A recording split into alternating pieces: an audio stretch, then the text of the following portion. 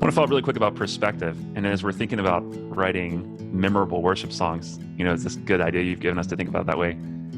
I, we, us, God. What you can go any direction, obviously. Yeah. Do you have any advice for young songwriters as they're thinking about perspective for having churches sing their songs? Yeah. So I think think about this. Ask yourself this question. Is God speaking to us? Are we speaking to God? Are we talking about God? So it's kind of like, okay, so right now you and I are talking the conversation. So I say, hey, when X, Y, and Z. But then, I could be talking to a friend about when, and that's a different perspective.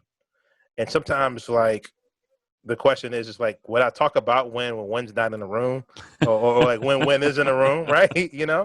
But then there could be a thing where you and I are talking about a third person, right? Mm-hmm. So you and I are talking about God. And so hey, when, here's something lately encourage you.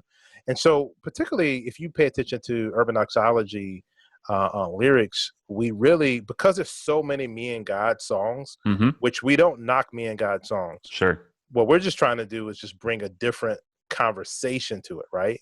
Mm-hmm. So we're just trying to say, hey, can we have some us songs, some communal songs, Mm-hmm. and not just me and God? Because if you think about if we go through a worship service, a lot of times you don't even know is anybody else in the room based off the lyrics, right? Yeah, exactly. And so it's and that's nothing wrong with singing that. Right. I don't want to communicate that's a negative thing. What Yeah. I'm saying is that can we just add something else to the repertoire? And so what we're trying to do is add some different stuff to the repertoire.